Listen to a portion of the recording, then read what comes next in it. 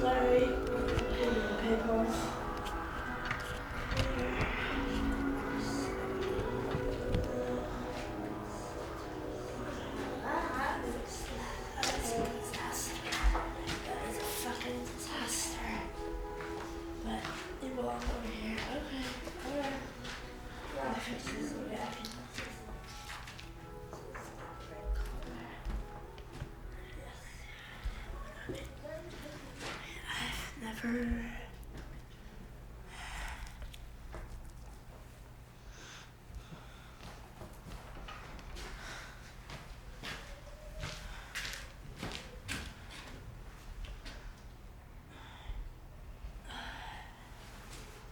Do we like this? My parents lived in a very close-knit community, and that was very nice for them. Sometimes it was nice for me too, although sometimes it was a little lonely. School sucks, but I think school pretty much sucks for everybody. And art was like the biggest salvation of my life because I was a really unhappy kid. I had a hard time at school. There were bullies and nasty people, and I was like struggling to walk a lot because I had to wear this foot brace, and it wasn't fun. But there was art, and there was writing, and there's a vast playful territories of what you could do there, and it was like the best escape you could ask for. So I studied at the Art Students League for a year, and at the same time I started to apply to grad schools, and I applied to about 12, and I got into 3, and I chose Pratt because I had actually spent the summer there and I really liked it, but also I wanted to stay in New York.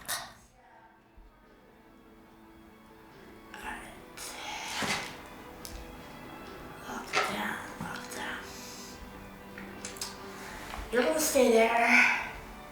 You're gonna stay there. You're gonna move a little to the right. You need a little bit more blue and a little more color of that bluish purple.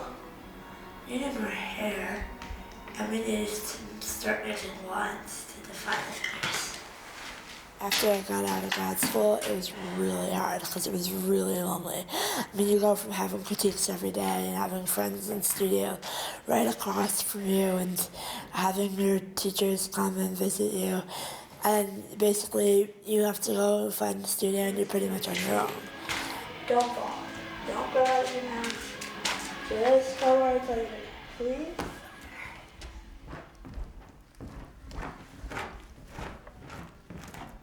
It was beautiful. It was beautiful. I'll tell you later. I'll call you back tomorrow, okay? Hi. What the hell is going on here? Bye, Neely. Hello, Neely? Hi. Hi, I gotta go. I'm kind of in the middle of some stuff, so can I call you back? Okay, I just wanted to make sure to give you before Sunday if you were planning on coming. Yes, I understand. Bye. Okay. All right, honey. Enjoy your work, and I'll talk to you soon. Okay, bye. Oh, I hate when people call me in my studios. It's so fucking annoying. Turn it off, my phone off, and then it piss off people. We live in this thin, obsessed beauty culture in which you're really not valued if you're fat or if you're not classically beautiful or if you're somehow malformed. And my work strives against that in the most adamant of ways. Because my figures are not beautiful, they are disabled or there's a lot of amputation, there's a lot of violence in them. And it reflects the way I've felt about my body in terms of not being somebody who has a typical body, or rather the what is actually not typical, but the beauty culture thinks should be. And it's just such a load of crap. It's kind of disgusting to me. So I aim to celebrate difference in my work, and I aim to celebrate the battle scars that people have. Because I don't think beautiful means innocent or polished or stripped of flaws. I think if you strip people of flaws, then you strip people of their personalities. And I think that is pretty tragic. I think dinner is ready. We can eat. Yeah, so let's You eat. want to eat? Yeah, he's gonna probably do it along the way. The key. Oh, all right. What's wrong with that? Okay, nothing's wrong with that at all. So he's going to do it when you're away where? In VSC? At VSC or Haystack, I'm not exactly sure what his plan is, but I gave him a key. I said, feel free to go in however you want. And then I took him to talk to Antonio. Are you in a bowl or on a plate? What? Are you in a bowl? Really? Yeah, they're moving part of their collection Into the old building? into the I know, it's the same reason why I hate the Guggenheim. They have a good collection, but the architecture as a piece of architecture is brilliant, but as a showcase for art is like the torture device. Because you can either only look at the paintings from very close or very far away. Everything is curved, and so everything is presented at an angle, and the light is all weird that way. It's a much better space for showing sculpture and installation work than it is for painting. For painting, it's just like an utter failure.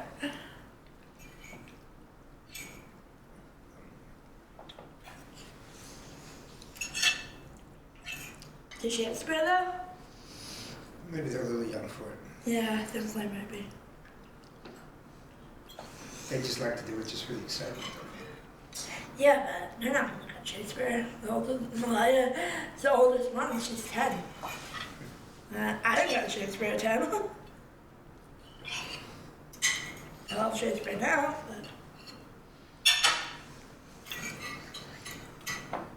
but I agree with you. She did as much cultural stuff as you can possibly do with that. But everyone should.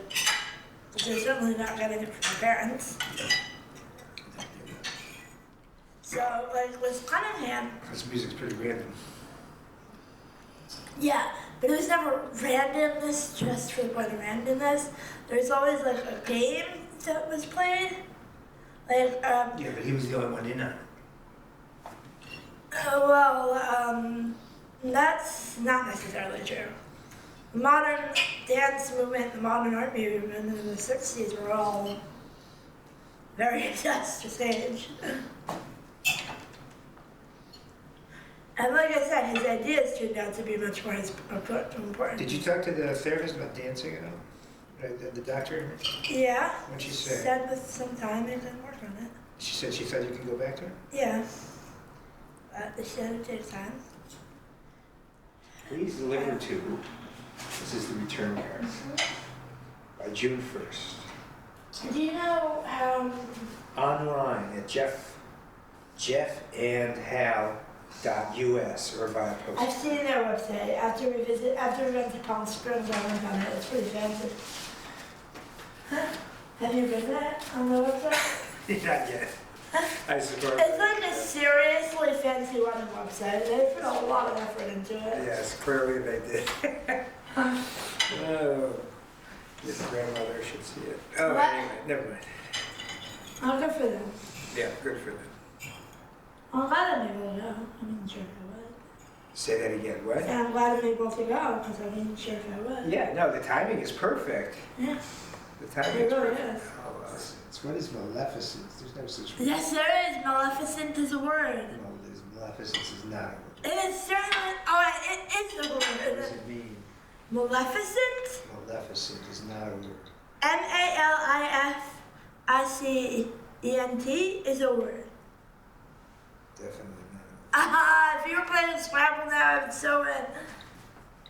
Maleficent. Maleficent, it says. Let's see. Maleficent is a movie. Yes. It's also the character. Let's see what else it is, but there's not a official site, the movie, Polyvore, an art collage, videos, Wikipedia. Malicious. It's just a name, it's not a word. Okay, well, fine then. So, And so if as always, but MAL obviously means bad. There's Yes. malicious, malignant. So Maleficent with an I does not exist. Anyway, so since we bet $100, you owe me $100. Excuse me, I don't remember that. No? Well, that's because you're Maleficent. You don't remember. No, that's not a correct usage. That would be demented. Magnificent. That would be me. That would be you. Mm-hmm. Right. Sure. I'm very magnificent. Magnificent. Magnanimous, that's me. Magnanimous. A lot of my art has to do with adaptations that I've had to make because of certain the disabilities I have. Like I'm somewhat almost blind in one eye, so my depth perception is limited. So I had to work around that, and I had to work around the fact that my fine motor control is somewhat lacking. So I had to work around that too. And I ask myself all the time, well, what would my art be like if I were different? It's kind of a moot point, but something I'm very curious about. So art is, for anybody, adaptations with what you don't have, for what you do have.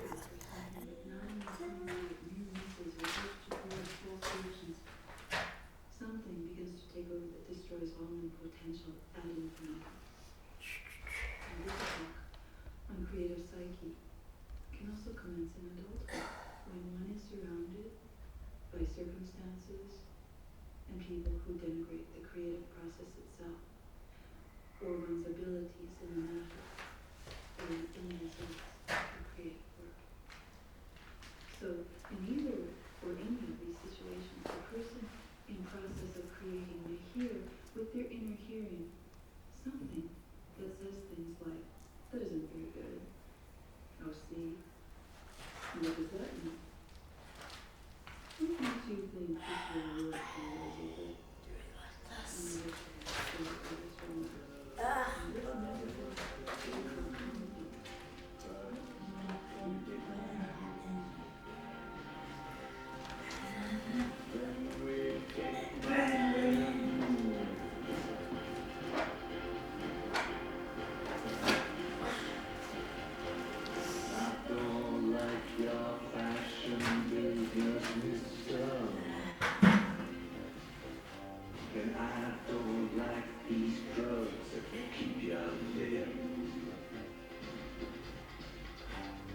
I don't like what happened to my